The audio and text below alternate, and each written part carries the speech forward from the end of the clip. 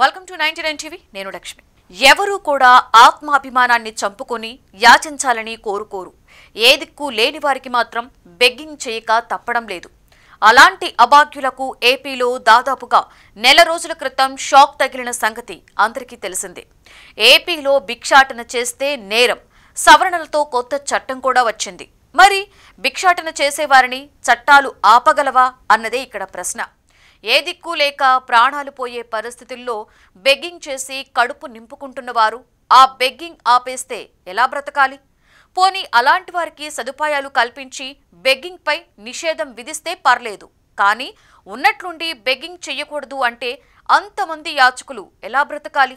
అయినా బెగ్గింగ్ చేయకుండా అరికట్టడం ఏ మేరకు సాధ్యం అన్నది కూడా తేలాల్సి ఉంది. భిక్షాటన నివారణ చట్టం 2025ను అమల్లోకి తీసుకొచ్చింది ఏపీ సర్కార్. ఈ చట్టానికి అక్టోబర్ 15న గవర్నర్ ఆమోదం లభించగా అక్టోబర్ 27న దీన్ని గెజెట్లో ప్రకటించారు.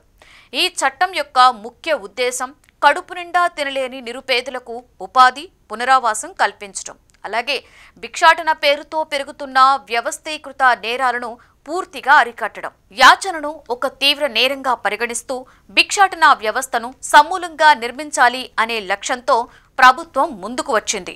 ఆంధ్రప్రదేశ్లో ఇప్పటికే అమల్లో ఉన్న భిక్షాటన నియంత్రణ చట్టాన్ని ప్రభుత్వం తాజాగా సవరించింది.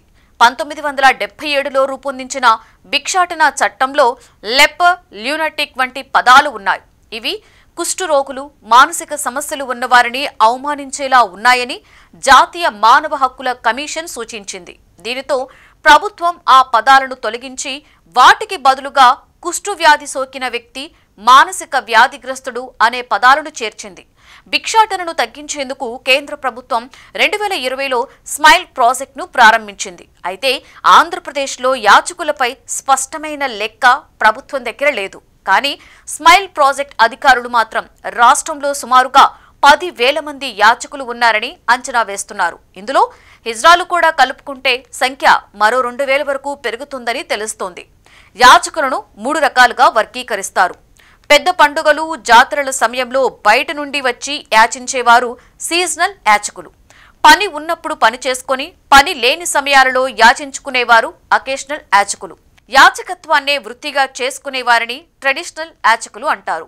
రాష్ట్రంలో ట్రెడిషనల్ యాచకుల సంఖ్య ఎక్కువగా ఉందని, దాదాపుగా వారి సంఖ్య 6,700 మంది ఉండవచ్చని అధికారులు చెబుతున్నారు. స్మైల్ ప్రాజెక్ట్ ఆధ్వర్యంలో యాచకులకు 3 పూటల భోజనం, ఉచిత వసతి, వైద్య సదుపాయం, అలాగే అవసరమైతే ఉపాధి శిక్షణ కూడా ఇస్తున్నారు.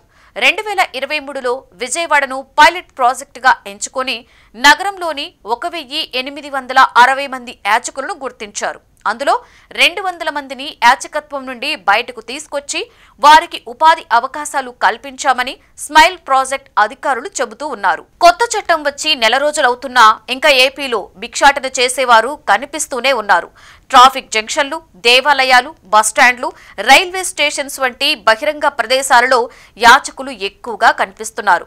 వారిలో కొందరు బాటసారులతో అసభ్యకరంగా ప్రవర్తిస్తున్న సంఘటనలు కూడా పోలీసుల దృష్టికొస్తున్నాయి. అయితే భిక్షాటన నేరమని చట్ట సవరణ చేశారు. మరి భిక్షాటన చేసేవారు ఇంకా బయట కనిపిస్తూనే ఉన్నారు. మరి ప్రభుత్వం రాష్ట్రంలో భిక్షగాళ్లు లేకుండా చేయాలని పెట్టుకున్న లక్ష్యం ఏ మేరకు నెరవేరుతుందో వేచి చూడాలి.